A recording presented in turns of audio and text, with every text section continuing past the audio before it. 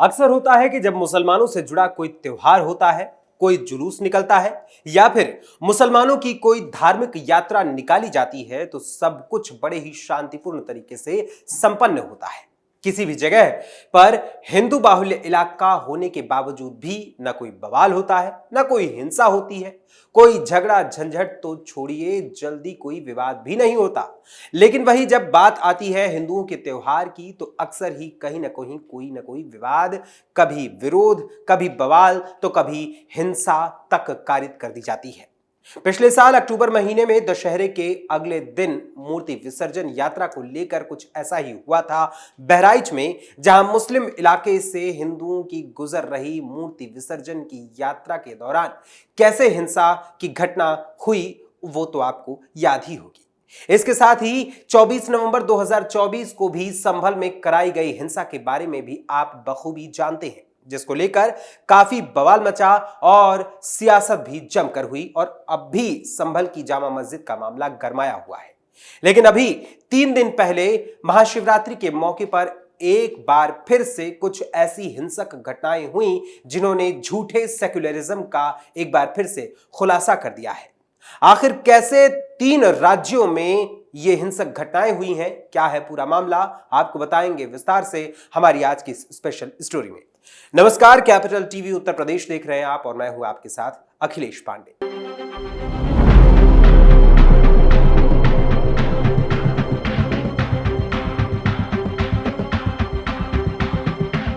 उत्तर प्रदेश के मिर्जापुर में महाशिवरात्रि के दिन शिव बारात के जुलूस पर पत्थरबाजी की घटना हुई। यहां शिव बारातियों और विशेष समुदाय के बीच विवाद हुआ, यानी मुस्लिम समुदाय यहां पर पूरी तरीके से घातक हो गया। इस घटना में कई लोग घायल हो गए। सूचना मिलने पर मौके पर पहुंची पुलिस ने मोर्चा संभाला। मिली जानकारी के मुताबिक यह घटना जलालपुर मस्जिद के पास हुई, जहां शिव बारातियों और दूसरे समुदाय के लोगों के बीच विवाद हो गया, जिसकी वजह डीजे की आवाज को कम करने की मांग की थी, जो नमाज के दौरान की गई थी। इस घटना में 8 से 10 शिव भक्त घायल हुए। सभी घायलों को नजदीकी अस्पताल में भर्ती कराया गया। पुलिस ने समझाकर कराया शांत। वहीं दोनों पक्षों के बीच हुआ विवाद इतना बढ़ गया कि इसे रोकने के लिए पुलिस को आना पड़ा। पुलिस ने दोनों पक्षों को समझा बुझाकर शिव बारात को आगे बढ़ाया। वहीं पथराव के बाद बाजार में पैदा हुए तनाव को देखते हुए भारी संख्या में पुलिस बल को तैनात किया गया। मीडिया रिपोर्ट्स के अनुसार इस विवाद को लेकर जुलूस में शामिल एक व्यक्ति ने बताया कि नमाज के दौरान डीजे के वॉल्यूम को कम करने को लेकर यह पूरी बहसबाजी हुई थी। इसके बाद विशेष समुदाय यानी मुस्लिम पक्ष के लोगों ने शिव भक्तों पर पथराव शुरू कर दिया। इस दौरान जुलूस में शामिल कई लोग जख्मी हो गए। इस घटना की जानकारी देते हुए सीओ सदर अमर बहादुर ने भी मीडिया से बताया था कि कछवा थाना क्षेत्र में 26 फरवरी को महाशिवरात्रि के मौके पर पूजा करके लौटते समय उनके आने जाने को लेकर आपत्ति जताई गई थी, यानी हिंदुओं के आवागमन पर आपत्ति जताई गई थी मुस्लिम पक्ष की ओर से। सूचना मिलते ही मौके पर पुलिस पहुंची थी, जिसके बाद दोनों पक्षों को समझा बुझाकर समाधान करा दिया गया। वहीं मौके पर शांति व्यवस्था कायम है। वहीं मिर्जापुर के साथ ही अब आपको ले चलते हैं झारखंड के हजारीबाग, क्योंकि यहां भी महाशिवरात्रि के दिन ही हिंसा की घटना घटी, लेकिन इसके साथ ही इस पर सियासत भी खूब होती जा रही है। अब भी झारखंड में भी महाशिवरात्रि पर हुई थी हिंसा। वहीं महाशिवरात्रि के मौके पर झारखंड के हजारीबाग में हुए हिंसक झड़प मामले में अब पुलिस की ओर से एक्शन का दौर शुरू हो गया है। इस मामले में झारखंड पुलिस ने अब तक 200 अज्ञात और 45 नामजद लोगों पर केस दर्ज किया है। वहीं हिंसक झड़प के बाद पूरे इलाके को पुलिस छावनी में तब्दील कर दिया गया है।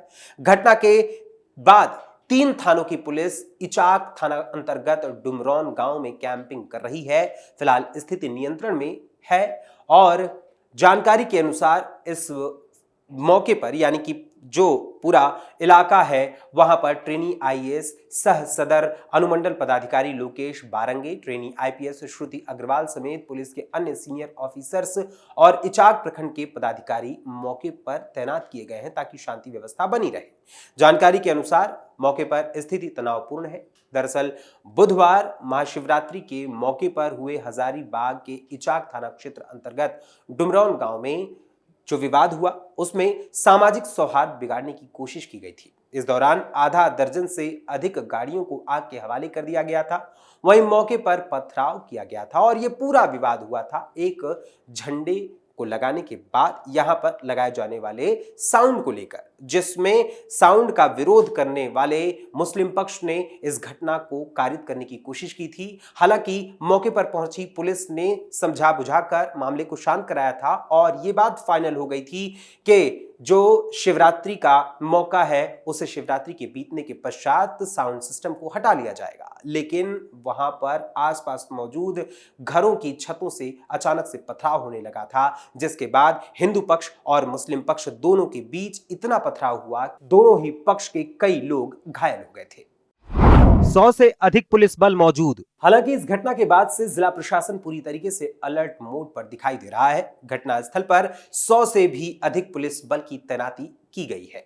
इसके अलावा आसपास के 3 थाना क्षेत्र से अतिरिक्त सुरक्षा बल को भी मंगाया गया है। किसी तरह की कोई अप्रिय घटना न हो इसके लिए लगातार यहां पर पुलिस कैंपिंग कर रही है। हेमंत सरकार के मंत्री का विवादित बयान। वहीं झारखंड सरकार में मंत्री इरफान अंसारी ने इस हिंसा के लिए अप्रत्यक्ष रूप से हिंदुओं को ही दोषी ठहरा दिया। आरएसएस और भाजपा के बहाने उन्होंने कहा कि हजारीबाग के आसपास के एरिया में आरएसएस मानसिकता वाले लोग हैं, जो असामाजिक तत्व, कट्टरवादी सोच के लोग, कट्टर विचारधारा के लोग युवाओं में नफरत का बीज बो रहे हैं। ये उसी सोच का साइड इफेक्ट है। इसका फायदा भाजपा को होगा। इरफान अंसारी ने कहा, वहां यानी डुमरौन गांव के हिंदुस्तान चौक पर जबरन झंडा लगाने की क्या जरूरत थी? किसी के गांव में जाकर जबरन माइक लगाना चाहते थे, ये कौन सा तरीका है?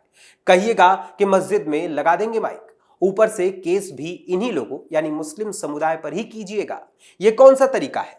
वहां के मुस्लिमों को इन लोगों ने अर्थात हिंदुओं ने कमजोर समझ लिया है। हिंसा और बयान पर विधानसभा में हंगामा। वहीं हजारीबाग हिंसा के बाद इरफान अंसारी के आए हुए बयान को लेकर हंगामा मचा हुआ है और यह पूरा मामला झारखंड विधानसभा में भी उठाया गया। भाजपा विधायक अमित यादव ने कहा कि इरफान अंसारी जो हेमंत सरकार के मंत्री हैं, उन्होंने हिंदुओं को लेकर आपत्तिजनक बात कही है, इसलिए अंसारी को माफी मांगनी चाहिए। उन्होंने कहा कि महाशिवरात्रि के दिन पोल पर लाउडस्पीकर लगाया जा रहा था। इस दौरान एक समुदाय के लोगों ने पथराव कर दिया और बाइक और टेम्पो में आग भी लगा दी। वहीं केंद्रीय रक्षा राज्य मंत्री एवं रांची से सांसद संजय सेठ ने हिंसा के लिए बांग्लादेशी घुसपैठी मुसलमानों को जिम्मेदार ठहराया है। उन्होंने कहा कि होली हो या सरस्वती पूजा, रामनवमी हो या महाशिवरात्रि, ऐसी घटनाएं झारखंड में ही क्यों होती हैं? उन्होंने कहा कि ऐसा इसलिए हो रहा है क्योंकि बांग्लादेशी घुसपैठिए यहाँ की जनसांख्यिकी बदल रहे हैं और सांप्रदायिक सद्भाव को नष्ट कर रहे हैं। वहीं प्रदेश भाजपा के प्रवक्ता अजय शाह ने कहा कि झारखंड में जेएमएम और कांग्रेस की नीति के कारण झारखंड में शुक्रवार को स्कूलों को जबरन बंद कराया जा रहा है, यानी जुम्मे की वजह से स्कूलों को बंद कराया जा रहा है। उन्होंने हेमंत सोरेन सरकार पर बांग्लादेशी घुसपैठियों को संरक्षण देने, स्लीपर सेल को राजनीतिक संरक्षण देने, जनजातीय लड़कियों के साथ लव जिहाद करने वालों को संरक्षण देने और आतंकी संगठनों के विस्तार और धर्मांतरण को बढ़ावा देने का भी आरोप लगाया। मध्य प्रदेश में भी महाशिवरात्रि पर हुआ बवाल। वहीं यूपी और झारखंड के साथ ही अब बात करते हैं मध्य प्रदेश की, जहां मध्य प्रदेश में भी महाशिवरात्रि के दिन विवाद हुआ था और यह विवाद हनुमान चालीसा के पाठ और डीजे को लेकर हुआ था। दरअसल मध्य प्रदेश के इंदौर में महाशिवरात्रि के मौके पर मंदिर और पब में डीजे बजाने पर विवाद हो गया। मंदिर समिति ने आरोप लगाया कि देर रात पुलिस ने मंदिर का साउंड सिस्टम बंद करवा दिया, मगर मंदिर के पास ही पब में चल रहे डीजे को बंद नहीं करवाया गया। घटना के विरोध में हिंदू संगठन उतर आए और पब में जाकर पुलिस के खिलाफ प्रदर्शन करने लगे। इतना ही नहीं, हिंदू संगठनों ने पब के अंदर हनुमान चालीसा का पाठ भी किया था। इंदौर के विजयनगर थाने से कुछ ही दूरी पर मौजूद कालका मंदिर में महाशिवरात्रि के महापर्व के मौके पर यहां पर इस तरीके का हंगामा हुआ। महाशिवरात्रि का पर्व बड़े ही धूमधाम के साथ मनाया जा रहा था, लेकिन इसी दौरान देर रात वहां पर कुछ पुलिसकर्मी पहुंचे और उन्होंने मंदिर के मुख्य पुजारी से मुलाकात की। इसके बाद पुलिस ने पुजारी को मंदिर में चल रहे साउंड सिस्टम को रोकने के निर्देश दिए। इस पर पंडित ने पुलिसकर्मियों को महाशिवरात्रि होने का हवाला दिया तो पुलिसकर्मियों ने मुख्य पुजारी राहुल को यह धमकी दी कि यदि साउंड सिस्टम बंद नहीं किया तो इसे जब्त कर थाने ले जाएंगे। इतना ही नहीं, पुलिस ने पुजारी के ऊपर कार्रवाई करने की भी धमकी दी थी। मंदिर के सामने पब में चल रहा था डीजे। जैसे ही इस पूरे मामले की जानकारी मंदिर के मुख्य पुजारी ने हिंदू संगठनों को दी तो वो मौके पर पहुंच गए। इधर ठीक मंदिर के सामने एक पब में डीजे चल रहा था। आरोप है कि पुलिस पब में चल रहे डीजे को बंद नहीं करवा रही थी। वहीं पुलिस अपनी कार्रवाई को भेदभावपूर्ण बता रही है, यानी कि पुलिस की जो कार्रवाई है वो पूरी तरीके से एक पर्टिकुलर नजरिए के हिसाब से की गई है। पुलिस ने कहा कि अगर पब में रात 11 बजे के बाद डीजे बजा तो सख्त कार्रवाई वहां भी होगी, जबकि मंदिर में 10 बजे के बाद ही डीजे को बंद कराने की चेतावनी दी गई थी। हिंदू संगठनों ने दी चेतावनी। इधर मंदिर के मुख्य पुजारी ने मुख्यमंत्री से मुलाकात कर शिकायत करने की बात कही है, तो वहीं इस पूरे मामले को लेकर विश्व हिंदू परिषद और बजरंग दल भी जमकर आक्रोशित होते नजर आए हैं। सभी पुलिसकर्मियों पर उचित कार्रवाई को लेकर मुख्यमंत्री से उन्होंने मांग की है। कार्रवाई नहीं होने पर उग्र प्रदर्शन की भी बात कही जा रही है। कहा यह भी गया है कि एक्शन नहीं होने पर अब से मंदिर प्रशासन के लोग ही 11 बजे शहर में निकलेंगे और हर पब को बंद करवाया जाएगा। यानी जहां एक और हिंदुओं को तो सर्वधर्म समभाव और सेक्युलरिज्म का पाठ पढ़ाकर और नियमों का पाठ पढ़ाकर इसका अनुपालन करने की जिम्मेदारी थोप दी जाती है, जबकि मुसलमानों को ये पाठ उनके चहेते नेता कभी नहीं पढ़ाते और इन जैसे पब में बजने वाले डीजे पर भी पुलिस कोई कार्रवाई नहीं करती। महाशिवरात्रि के दिन हुई तीनों राज्यों में इन हिंसक और विवादित घटनाओं और इस पूरे मामले को अंजाम देने वाले लोगों पर आप सभी का क्या विचार है, हमें अपने कमेंट्स के माध्यम से जरूर बताइएगा। फिलहाल अभी के लिए आज की इस स्पेशल स्टोरी में बस इतना ही।